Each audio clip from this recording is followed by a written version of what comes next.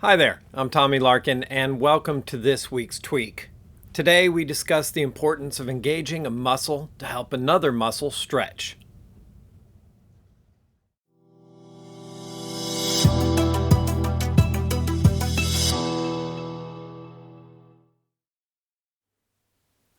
Welcome back, and thank you for joining me today.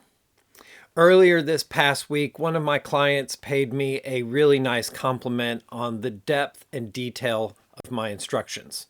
This came as we were reviewing key elements of helping the hamstrings gain more length and extensibility.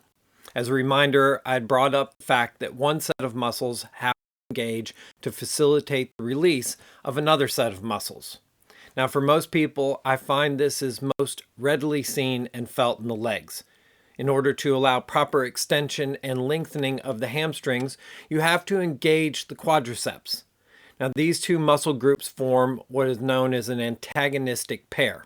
Now, antagonistic pairs are generally ones you find on opposite sides of a bone or a joint.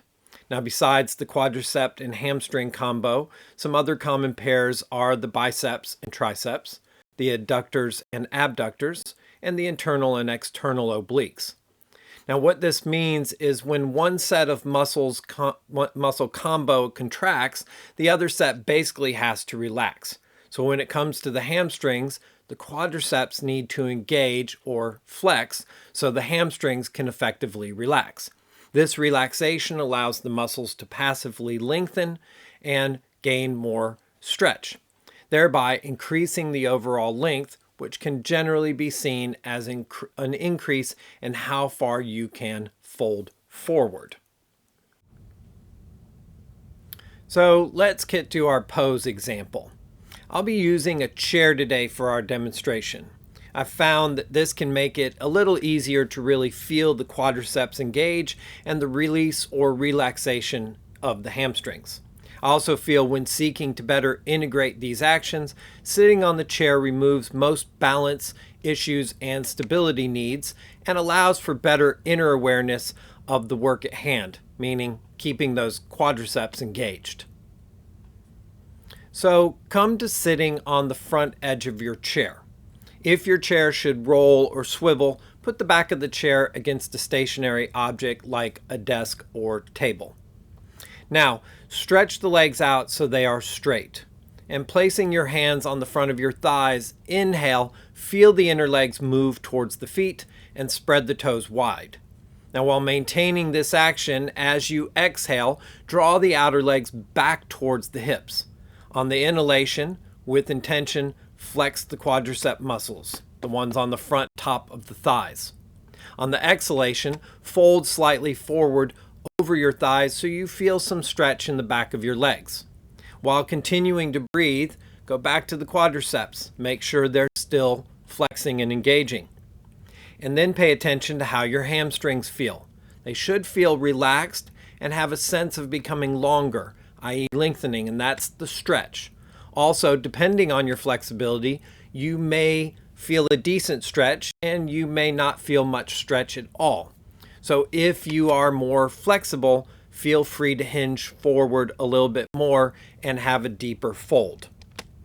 As we hold here for a few breaths, with each inhalation, think how the quadriceps feel. Are they staying engaged?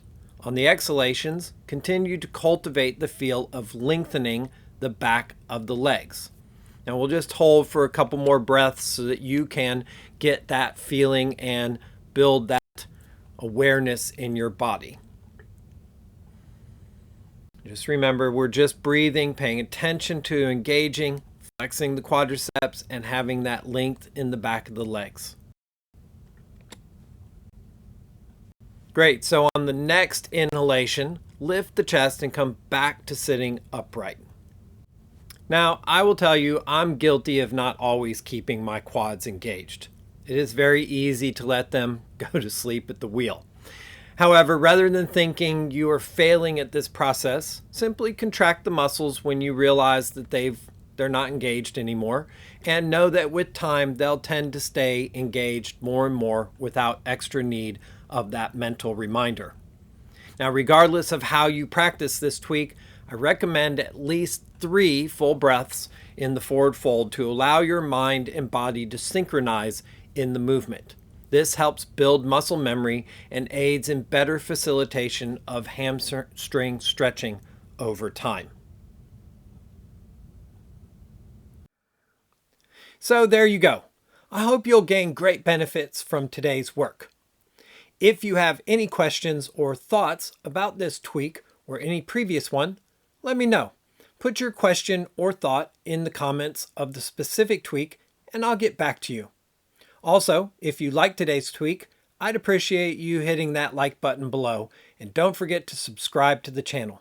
Plus, check out our website and follow us on social media for other inspiration and great ways to enhance your vital energy.